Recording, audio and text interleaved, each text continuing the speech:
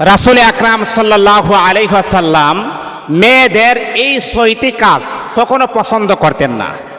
আল্লাহর হাবিব বিশ্বনবী মেয়েদের এই ছয়টি কাজ আল্লাহর হাবিব এটা পছন্দ করতেন না। মা বোনদেরকে আমি দৃষ্টি আকর্ষণ করে বলছি, শোনেন, যেই রাসূল আমাদেরকে সুপারিশ করে জান্নাতে নিবেন, যেই রাসূলের সুপারিশ ছাড়া কেউ জান্নাতে যেতে পারবে না, সেই রাসূল যদি আপনাদের এই ব্যবহারগুলো অপছন্দ করেন, তাহলে বলেন তো আমার রাসূল কিভাবে আপনাদেরকে সুপারিশ করেন? রাসূল যেই কাজ করলে পছন্দ করেন, যেই কাজ করলে আপনাকে ভালোবাসবেন, যেই কাজ করলে আপনাকে মোহাব্বত করবেন, আমার রাসূল আপনাকে সুপারিশ করে জান্নাতের গ্যারান্টি দিবেন, সেই রাসূলকে আপনি খুশি করার জন্য এই কাজগুলো আপনাকে করতে হবে। কিন্তু মা, আপনি জানেন আপনাদের যে কাজগুলা মোটেও আল্লাহর হাবিব অপছন্দ করতেন, কখনো পছন্দ করতেন না, আপনি রাসূলকে কষ্ট দিয়েন না, এই কাজগুলো কখনো আপনি করবেন না। আজকে আমরা জানব কি এমন ছয়টি কাজ, যেই কাজ বিশ্বনবী, দু জাহানের বাদশাহ নবী, সরকারে দু আলম নবী পছন্দ করেন না, ঘৃণা করেন। এই কাজগুলোর ব্যাপারে আজকে আমরা জানব। জানার পরে অবশ্যই আমার মা, যদি আপনাদের ভিতরে এই বদ অভ্যাসগুলো তাকে পরিহার করুন। এই বদ অভ্যাস যদি আপনি প্রতিনিয়ত করে যান, তাহলে আপনার রাসূল, আমার হাবিব আপনাকে সুপারিশ করবেন না, পবিত্র করবেন না, আপনাকে জাহান্নামী বলে ঘোষণা করবেন। তাহলে কি এমন কাজ? দিলের কান লাগায় শুনেন। এক নম্বর হচ্ছে, আমার রাসূল নারীদের এই কাজগুলা পছন্দ করতেন। এর ভিতরে এক নাম্বার, ওই সমস্ত নারী যারা স্বামীকে তুই তোকারি করে ব্যবহার করে, স্বামীর সাথে তুই তোকারি শব্দ ব্যবহার করে। আপনি জানেন, স্বামীর সাথে আপনি তুই তোকারি করেন, স্বামীর মান সম্মানে আপনি আঘাত করেন। এই পৃথিবীতে সবচাইতে সম্মানী ব্যক্তি হচ্ছে আপনার স্বামী। যেই মানুষটা মাথার গাম পায়ে ফেলে অক্লান্ত পরিশ্রম করে, দিন রাত হাড় ভাঙ্গা পরিশ্রম করে আপনাকে সুখে রাখার জন্যে, যেই মানুষটা আপনি সুখে থাকার জন্যে, আপনি ভালো অবস্থানে থাকার জন্যে, আপনাকে ভালো খাবার খাওয়ানোর জন্যে যেই মানুষটা পরিশ্রম করে, সেই মানুষের সাথে আপনি তুই তোকারি ব্যবহার করেন, এটা আমার রাসূল কখনো পছন্দ করতেন না। মনে রাখতে হবে গো মা, স্বামীকে সম্মান দিয়ে কথা বলতে হবে, স্বামীর সম্মান হানি যেন না হয় এই দিকে খেয়াল রাখতে হবে। বিশ্বনবী মুহাম্মদুর রাসূলুল্লাহ সাল্লাল্লাহু আলাইহি ওয়াসাল্লাম বলে দিয়েছেন, যেই নারী স্বামীর সাথে তুই তোকারি ব্যবহার করবে, ওই নারীকে আমি রাসূল পছন্দ করি না। এর মানে হলো প্রতীয়মান হয় আমার হাবিব বিশ্বনবী সরকারে দু আলম নবী, মদিনার পয়গম্বর নবী, আল্লাহর হাবিব বিশ্বনবী যদি আপনাকে অপছন্দ করেন, তাহলে গো মা, কিয়ামতের মাঠে আল্লাহর হাবিবের সুপারিশ থেকে আপনি বঞ্চিত হয়ে যাবেন। এই আমার মা, কলিজার টুকরা আমার মা, দিলের কান লাগে আপনি কথাগুলো শোনেন। আমিও কিন্তু আপনাদের একজন সন্তান, আমিও কিন্তু আপনাদের একজন ভাই। আমারও স্ত্রী আছে, আমারও মেয়ে আছে, আমারও মা আছে। আপনারা হচ্ছেন আমার মা, আমার বোন। ও আমার বোন, আমার মা, দিলের কান লাগায় শোনেন, এমন কাজ কখনো আপনি করবেন না যে কাজ করলে আল্লাহর হাবিব অপছন্দ করেন। সেই কাজগুলাকে আপনি পরিহার করতে হবে। তাহলে আপনি আপনার স্বামীর সাথে তুই তোকারি ব্যবহার করবেন না, সম্মান সূচক শব্দ আপনি ব্যবহার করবেন, যেটা করলে সম্মান বজায় রাখে, সম্মান থাকে। কারণ সে হলো আপনার স্বামী। যদিও অনেক সময় দেখা যায় কি জানেন, যে হুজুর, হ্যাঁ বিবাহ করছি, পারিবারিকভাবে বিবাহ করছি, এখন তারে আমার ভালো লাগে না। মা, আমি আপনাকে বলছি, শুনেন, যদি ভালো না লাগে, নিজের মনে যদি স্বামীকে না ধরে, তাহলে ডিভোর্স নিয়ে আপনি অন্যত্র বিবাহ বসেন, আপনার পছন্দের জায়গাতে বিবাহ বসেন। কিন্তু এই ক্ষেত্রে আপনি স্বামীকে জ্বালাবেন, তারে ভালো লাগে না, তারও আমি শান্তিতে থাকতে দিব না, না, এইরকম প্রসেসিং করাটা ঠিক হবে না, এরকম সিদ্ধান্ত নেওয়া ঠিক হবে না। কারণ এটা হলো ভালোবাসার সম্পর্ক, স্বামী আর স্ত্রীর সম্পর্ক হলো ভালোবাসার সম্পর্ক। এটা মৃত্যু পর্যন্ত অ্যাডজাস্ট করে নিতে হবে। ভালো লাগে না আবার করবেন সংসার, এটা হতে পারে না। যে কোনো একটা সিদ্ধান্ত আপনাকে উপনীত হতে হবে। এটা হলো এক। স্বামীর সাথে তুই তোকারি করলে আল্লাহর হাবিব এটা মোটেও পছন্দ করেন না। এই কাজ কখনো মুমিন, মুত্তাকি, পরহেজগার আল্লাহ পাকের পেয়ারা বান্দি করতে পারে না। দুই নাম্বার হলো স্বামীর হক আদায় না করা। স্বামীর হক, মনে করেন আপনার স্বামী আপনাকে ডাক দিয়েছেন, এদিকে আসো, কিন্তু আপনি তার ডাকে সাড়া দিলেন না। আপনার স্বামী আপনার সাথে সহবাস করতে ইচ্ছে হয়েছে, কিন্তু আপনি সহবাস করতে রাজি হন না। এটা তো স্বামীর হক ছিল। আপনার স্বামীর কাপড় চোপড়গুলো আপনি ধৌত করার কথা ছিল, এটা তো হক ছিল, কিন্তু আপনি করেন নাই।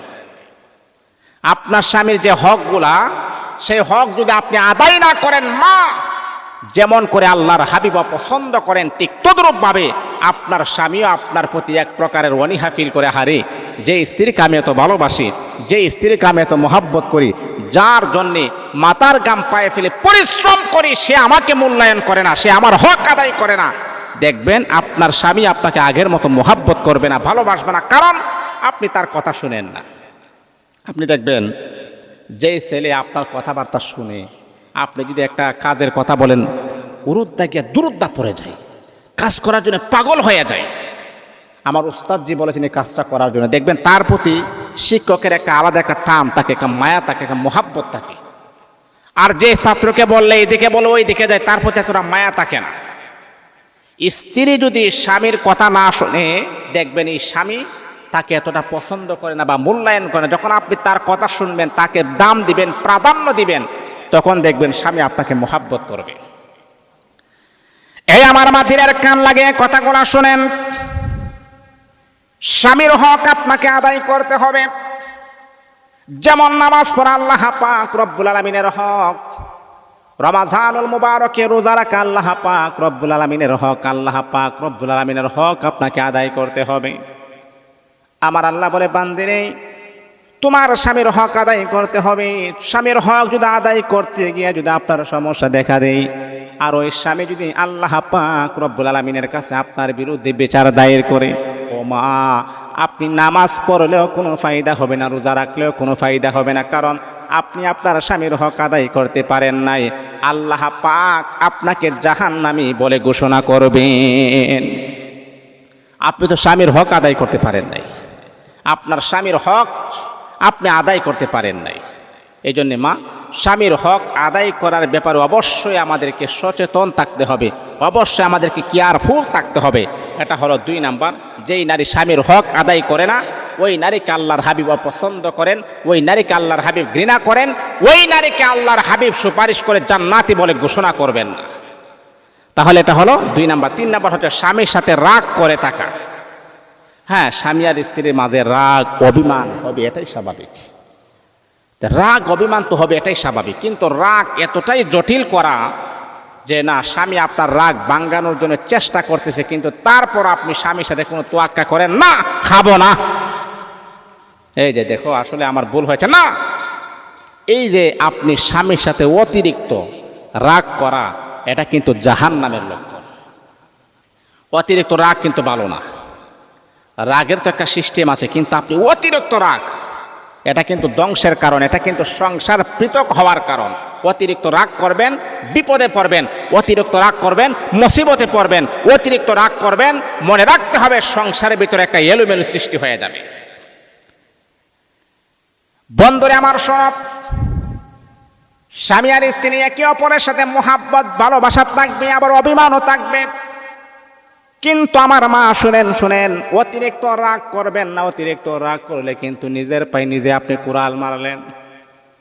1 দিন 2 দিন সহ্য হবে, যখন আপনি ভার যখন এরকম রাগ অভিমান করবেন, তখন দেখবেন আপনার স্বামী আপনাকে আগে যেই পরিমাণ মহাব্বত করতো, যেই পরিমাণ আগে আপনাকে ভালোবাসতো, যেই পরিমাণ আপনাকে কেয়ার করতো, সম্মান করতো, আপনার স্বামী দেখবেন আপনাকে আগের মতো মহাব্বত করবে না, ভালোবাসবে না, কেয়ার করবে না, সম্মান করবে না। কারণ আপনি একটু হইলে রাগ করেন, অভিমান করেন, আপনার কাছে আপনার স্বামী মনের কথা কখনো বলার চেষ্টাও করবে না। সে চিন্তা করবে আবার জানে কি থেকে জানে কি হয়ে যায়, আবার নিয়ে আবার অভিমান করে রাগ করে।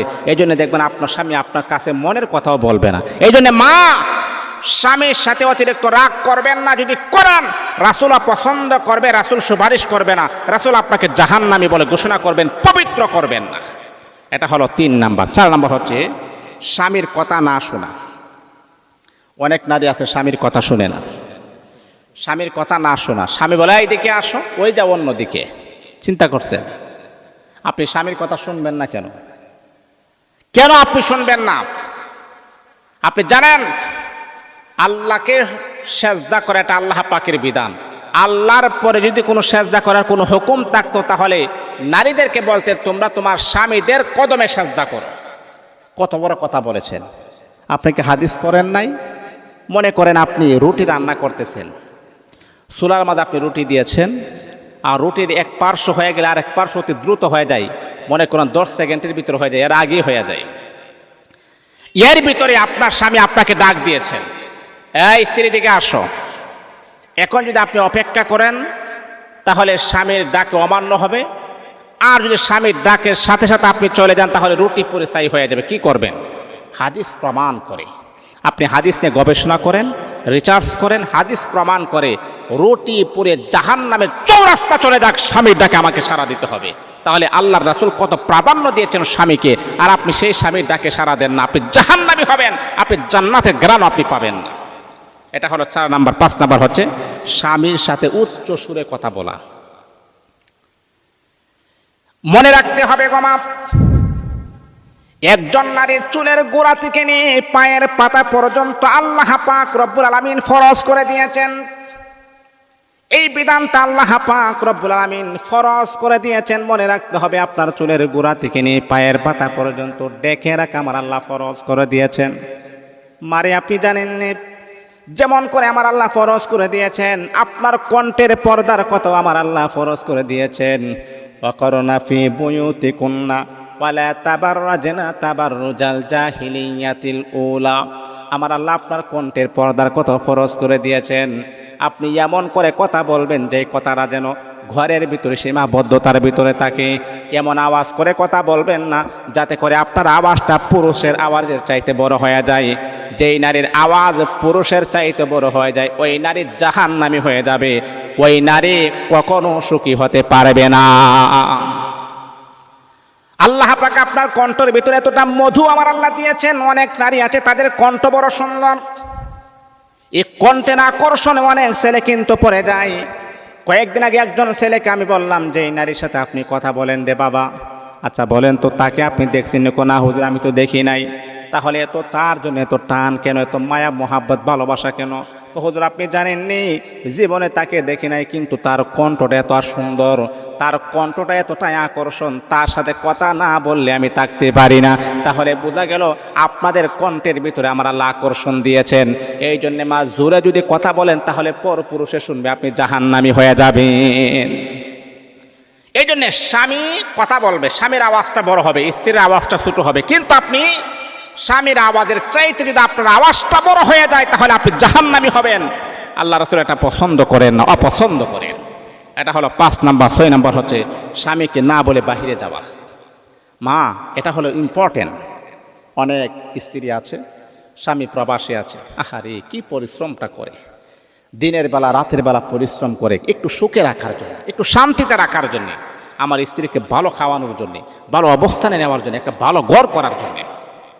কিন্তু স্বামী যে কি পরিমাণ পরিশ্রম করে টাকাটা পাঠাচ্ছে, আর আপনি তার টাকা নিয়ে আপনি কি করেন?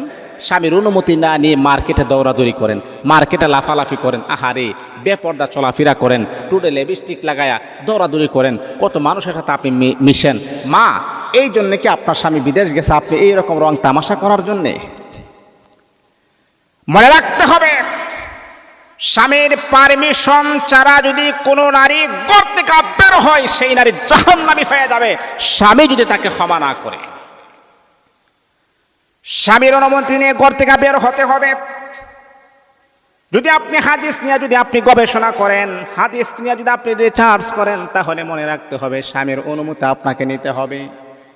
স্বামীর অনুমতি না নিয়ে যদি আপনি ঘর থেকে বের হন তাহলে আপনি জাহান্নামী হবেন। বিশ্বনবী মুহাম্মদুর রাসূলুল্লাহ সাল্লাল্লাহু আলাইহি ওয়াসাল্লাম বড় সুন্দর করে জানায়া দিয়েছেন, যেই নারী স্বামীর অবাধ্য হয়, স্বামীর অনুমতি না নিয়ে ঘর থেকে বের হয়, সেই নারী হলো জাহান্নামী।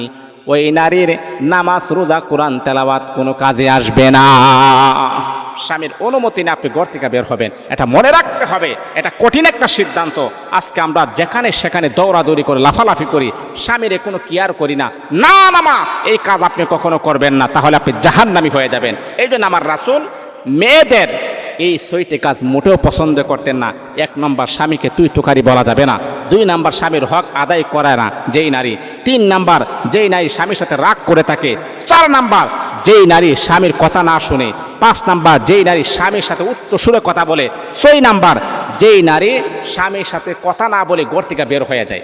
এই 6টা বদ অভ্যাস পরিহার করতে হবে, তা না হলে রাসূলের সুপারিশ থেকে আপনি বঞ্চিত হবেন, রাসূল আপনাকে ঘৃণা করবেন। আল্লাহ আমাদের মা বোনদেরকে এই বদ অভ্যাসগুলোকে পরিহার করে জান্নাতি হিসাবে যেন কবুল